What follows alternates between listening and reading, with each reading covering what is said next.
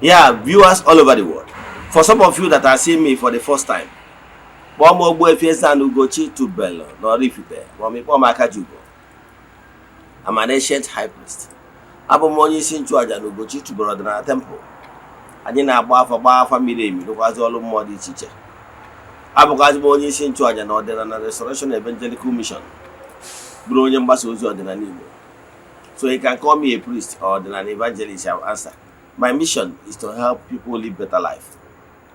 N'ụbọchị taa, n'oge awa nke eziokwu, isiokwu anyị ji wee bịa bụ spirit of death. Mmụọ na-eweta ọnwụ. Death is inevitable. Adịghị agbatị ya n'ọsọ. But o nwere ihe ị kwesịrị ime ka ị wee pacify those spirit of death. Ka e wee gboo ihe ga-ebute ọnwụ akwadoghị akwado ma ọ bụ ọnwụ oge ya eruru eru, untimely death. I can tell you without missing words that some people have died another person's death. Yes, I will explain. I can tell you without missing words that there were some people nwụrụ ọnwụ onye ọzọ. They died for the sake of another person. That is the most painful thing. The story of Jesus Christ. The annoying part of that story is that what he died as, what they committed is dastardly act. Yes. The same way, our prayer is not mana a na-ekwu na ka isi ka arụ maka na ọ bụ azụ ka isi ọ na orimiri ka ndị Igbo si atụ n'ilu. So what we are praying for is not to die untimely death. What we are praying for is to die when our time comes, when we must have completed our reason why we are here on earth. I can tell you that some people have died because of their carelessness or bad positioning. Let me give you one example. You know, have you gone to where mango tree? You saw ripe mango. You went there to pluck that ripe mango. Believe me, sometimes unripe mango will follow the ripe mango and fall. It's not the destiny for that unripe mango to fall. But because of positioning and because of one thing or the other, cause the untimely death. Our prayer is that you will not die untimely death. So begin to tag your friends. No from the horse's mouth. Before we dive into today's lecture, for that announcement, let's say that we are in the month of January. Our monthly ritual for the month is still ongoing. You can join us anywhere you are all over the world. This time, Saturday, and all wine and National Temple. They show to go them charge and go for Kubio in this way, the friends of the temple, children of the temple, members of the Restoration Evangelical Mission and consecrated group. It's like I say me every day, the last day of the month. I join them in the pay Roma, I have made do in a temple, charge to entities of powers. Then even join a boy, Messalaka, one day Chubaquaja, Macanaja, Nebuku, Yodachi. I carry it all. So somebody interested in the monthly rituals. More ritual Kabalaga family. More no one I just do when Ancusia. Chat him now WhatsApp 0805 78 37 672.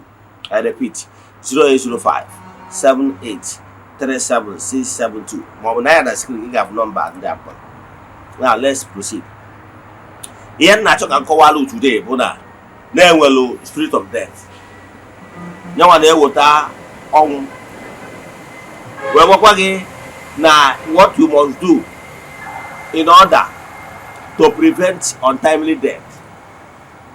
I bet you are malagat.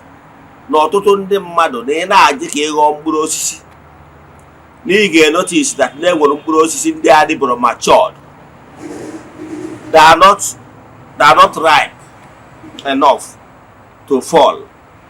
But because of the process of harvesting ripe one, you will see that some ripe ones will follow. Is a bad positioning. Our prayer,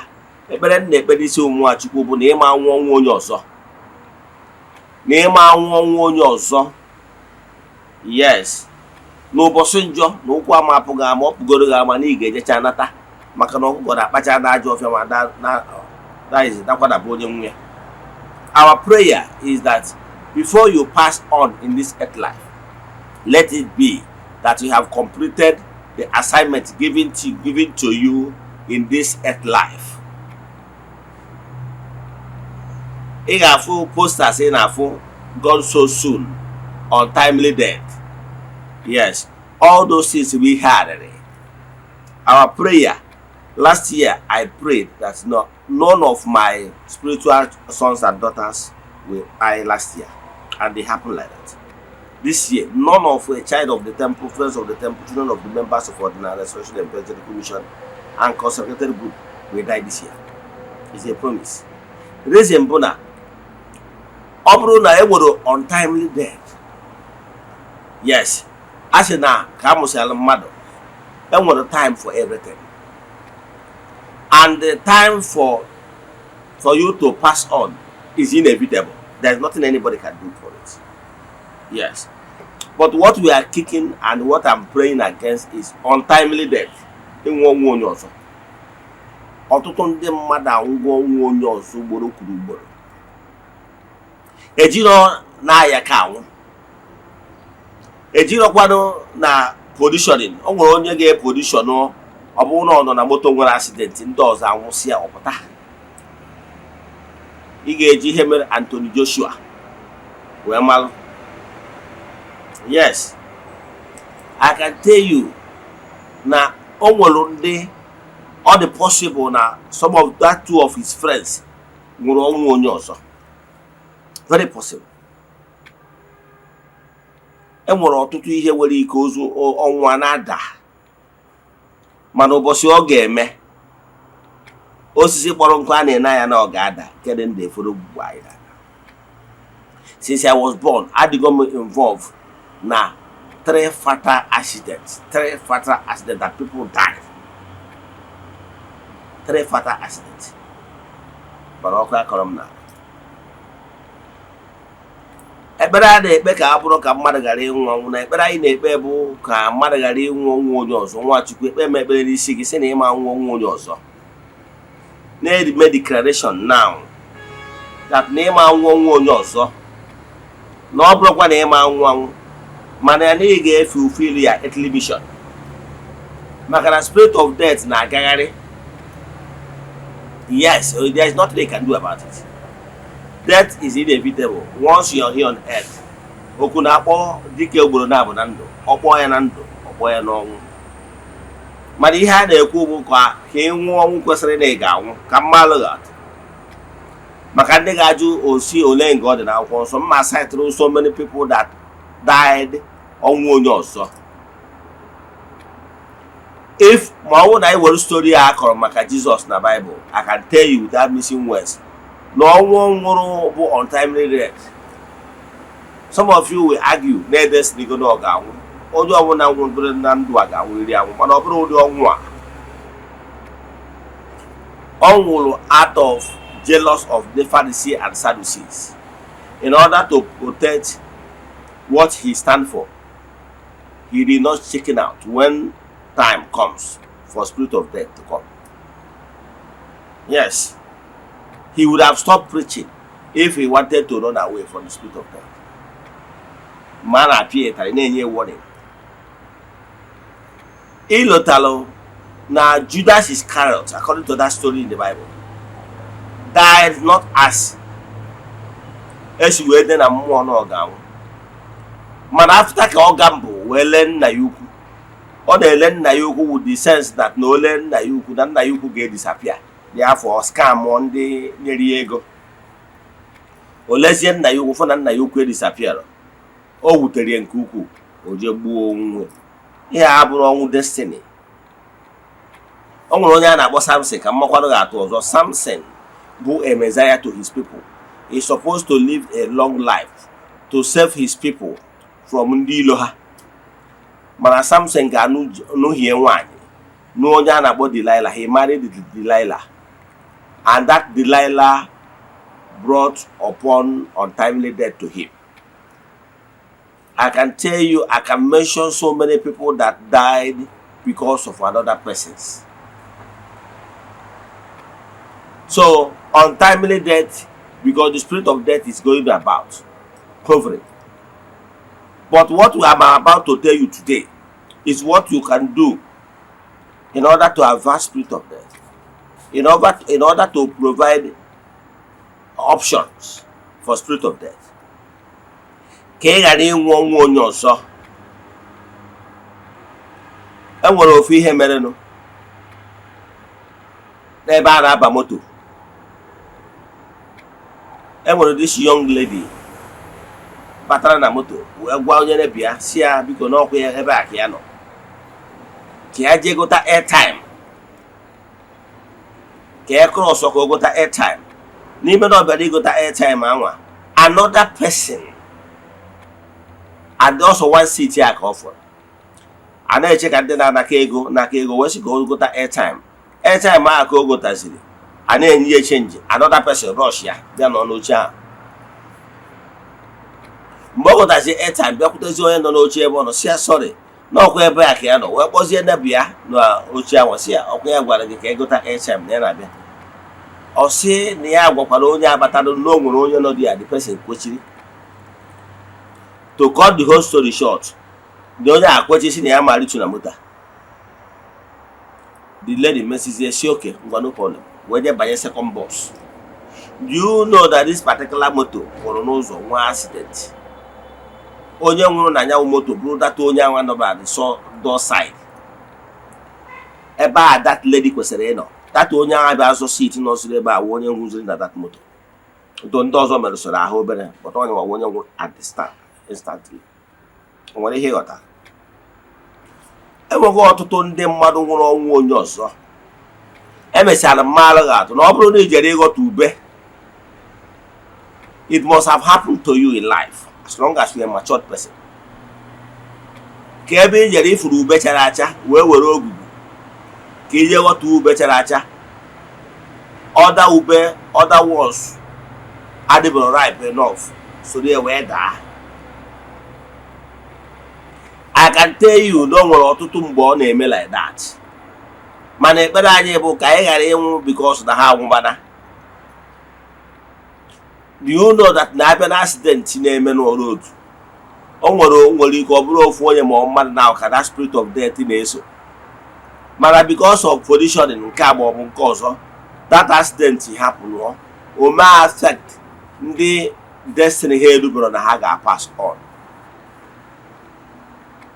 Gịnị ka ị kwesịrị ime to avert this kind of condition? Nwanne na-achụkwa aja. For the ancient time, o nwere ihe ndị Igbo na-eme. I told you that African and Igbo spirituality is top notch. Ndị Igbo, our ancestors are wise. Spirit of death, ihe ọ na-achọ ọ bụ ndụ, ihe nwere life. Therefore, ihe nwere life ka a na-enye ha. Ọ bụrụ na eche ịzọpụta ndụ, inye ihe nwere ndụ. Every word faith, understand this perfectly. Ọnya nwa kpatalụ na ndị Juu makwuru ya. Ọnya ka eji wee kọọ that allegorical story about Jesus. Wee sị na mmadụ akpafuwo in order to save man's life. Na-ediri ka e were ndụ chụọ aja in order to save man's life. Ebe a ka esi nweta the concept na Jesus nwụrụ ka anyị wee nwee ndụ.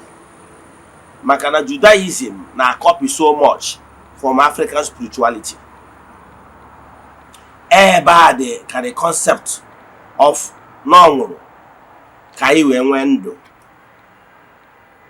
Na ewere ndụ wee nye ka e wee zọpụta ndụ.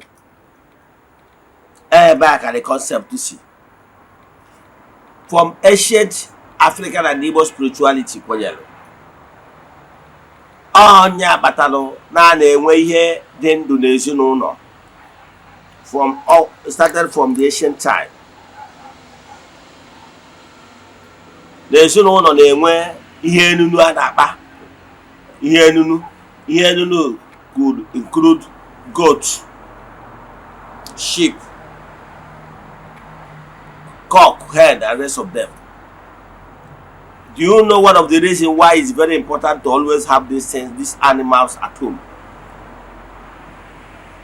Sometimes when the spirit of death begin to hover house to house, na-achọ na-achọ ihe dị ndụ,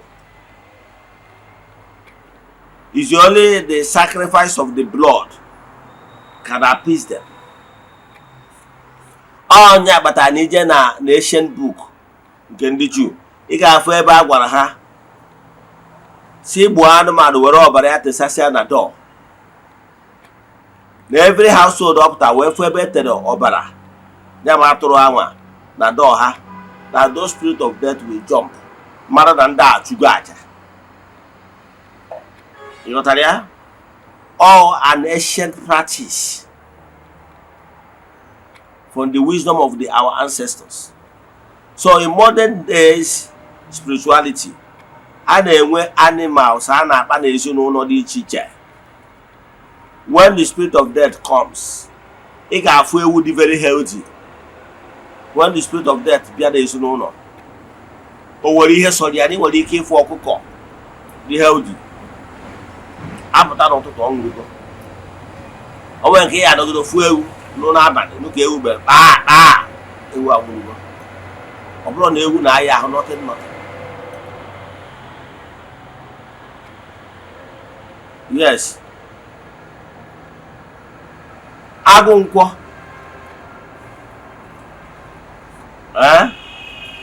sịrị na ọ tụwana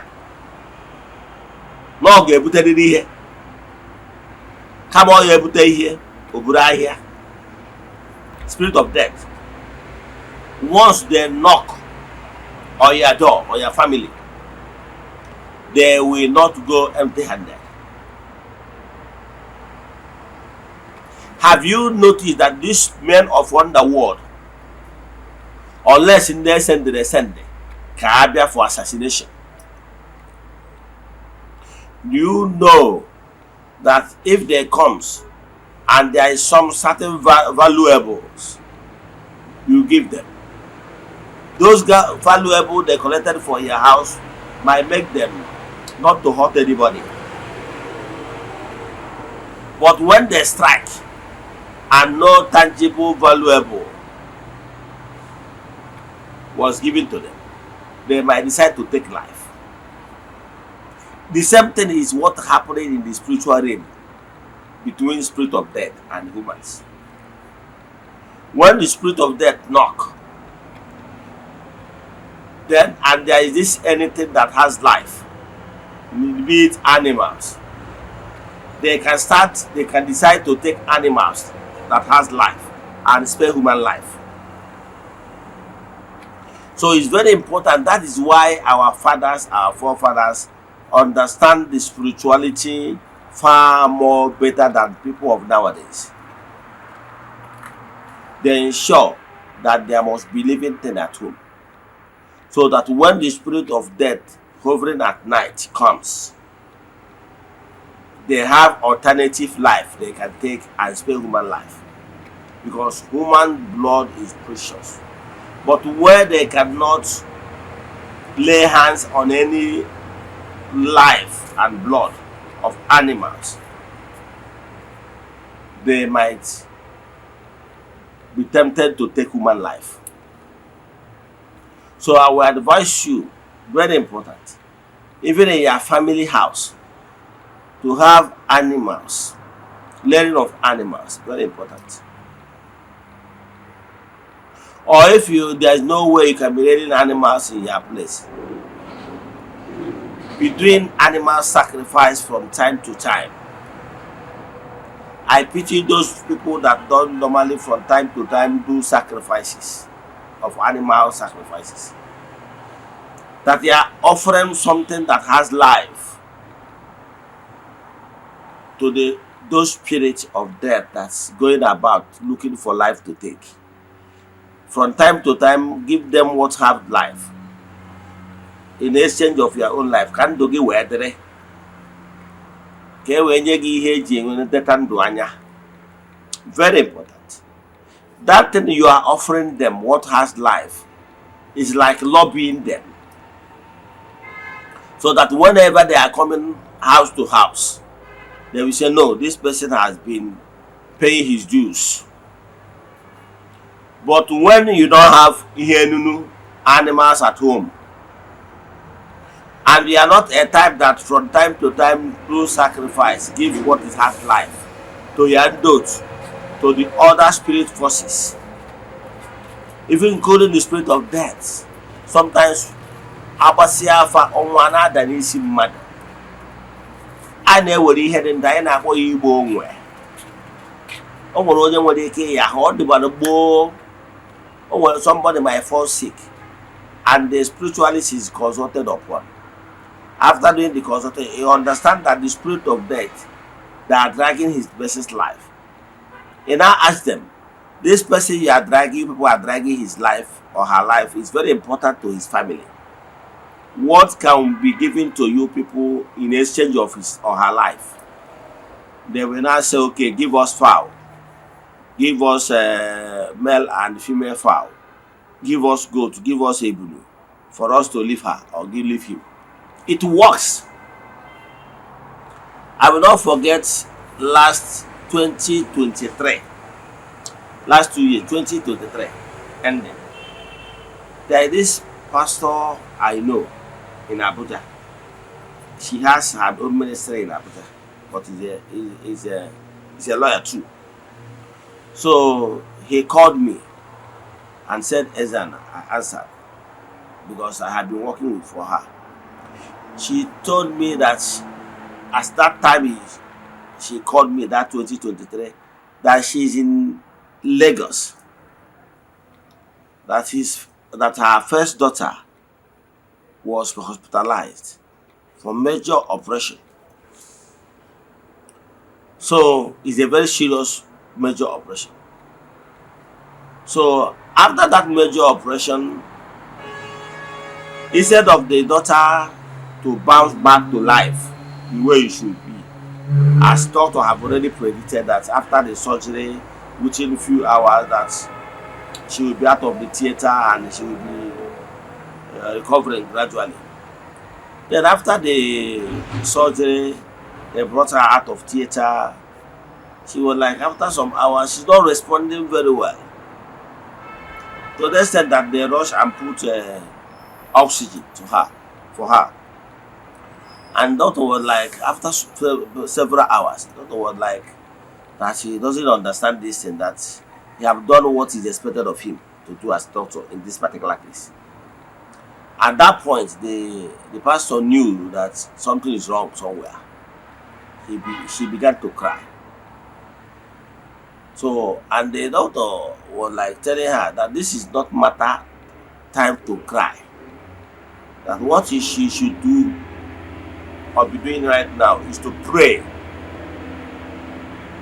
to her God to come, as because since he began to practice that this particular issue is beyond comprehension. At that particular time, she prayed.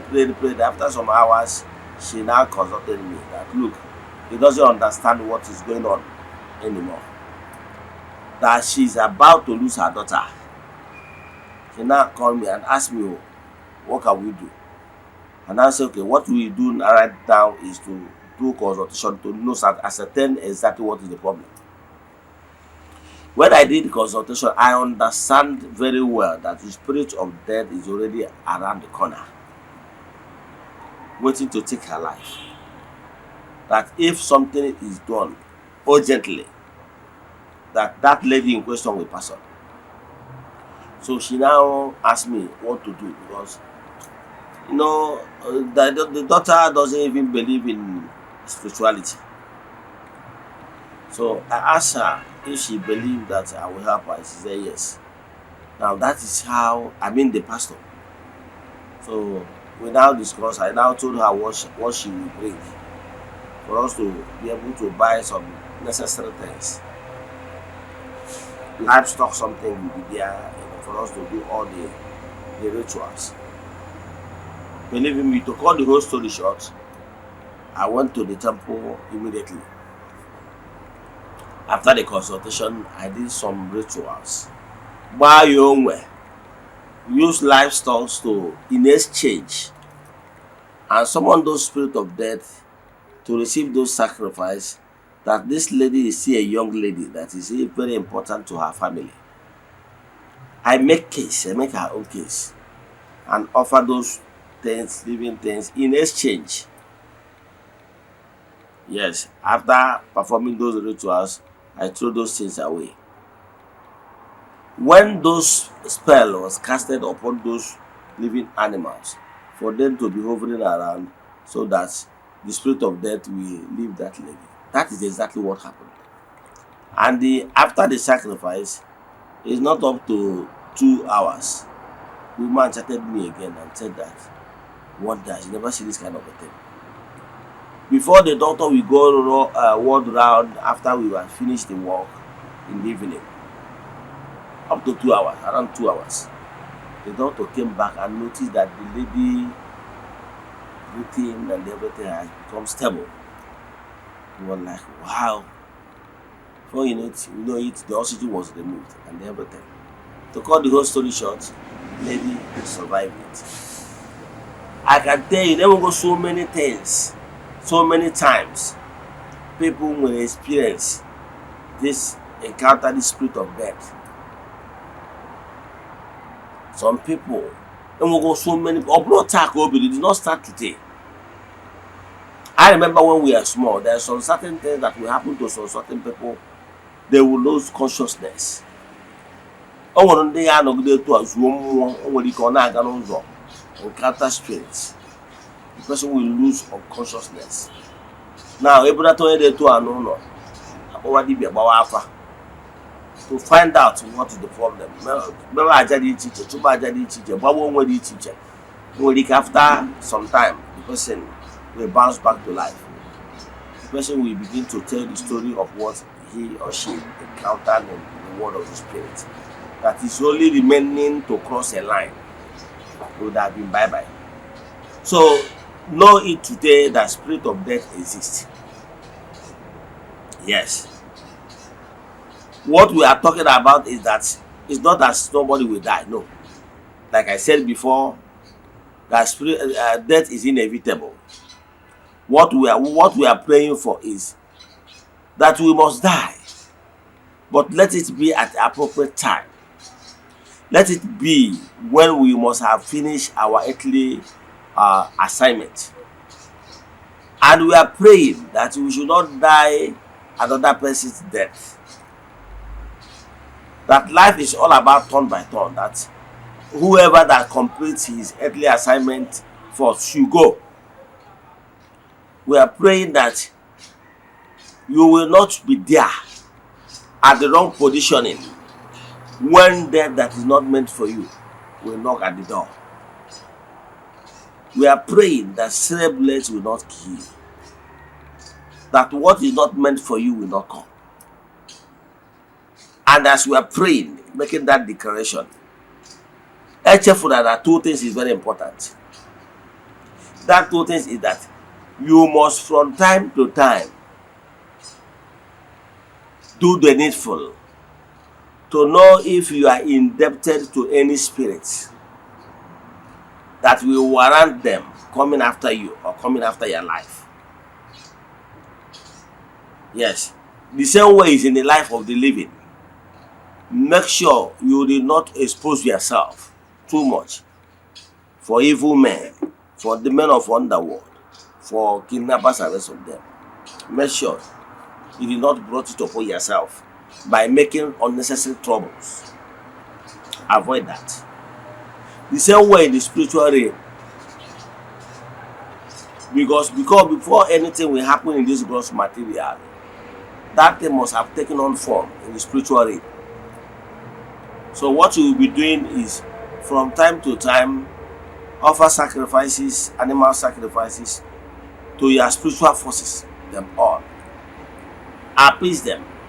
Keep renewing, rekindling the personal relationship between you and your spiritual forces, so that you will not be indebted. So that you will not brought it upon yourself that you are indebted, and that is why the spirit of death came after you. Then it's also good if you can do it, have those animals around you, around your family house. Or if you cannot afford it, maybe you are abroad, you are living in town, whatever, make sure you have your spiritualists that from time to time offer sacrifices. Sometimes you will head into Piacha Aroge. Watch it. You will head into Piacha Aroge, Roba and Isibi Borano. Siniji Abarukision Wodi. You open an arch on Doge. Nina Yakwaya Okuka. How will you? So what I'm using to get the Kuka, King Moro. Iji agbara onwe gị. Do you know when you are doing like that, you are lobbying ahead of time? Do you know that not the possible nigga from Onitsha here traveling to Lagos, and you have some small change you are using as a driver to do tipping on the road while going to Lagos? It's very possible that from you can drive from Onitsha to Lagos without any policeman checking your particulars. You know it's possible because of that personal tip, personal relations you are showing them on the road. This is Nigeria. So what am I saying? Building personal relations might prevent you from being hurt. Yes, or dying another person's death. Doing those rituals will always prevent you from being at the wrong place at the right time. As we are in 2026, I pray that you allow wisdom to guide you. Many knowledgeable people understand it. Do you think that even the rich are those people that normally from time to time give their cowards? Do you think so? Don't you know that those things they are giving, alms they are giving, is to build personal relations for their own benefit? Let me stop here. Note the spirit of death is always hovering around, and make sure you always do the right thing to prevent them from taking their life or what rightly belongs to you. That is very valuable. Let me stop here.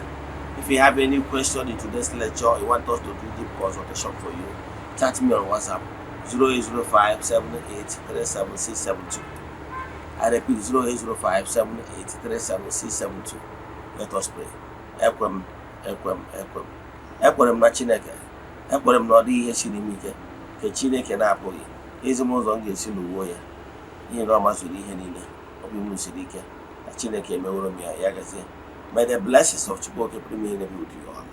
May you be protected. May you be blessed now and forevermore. God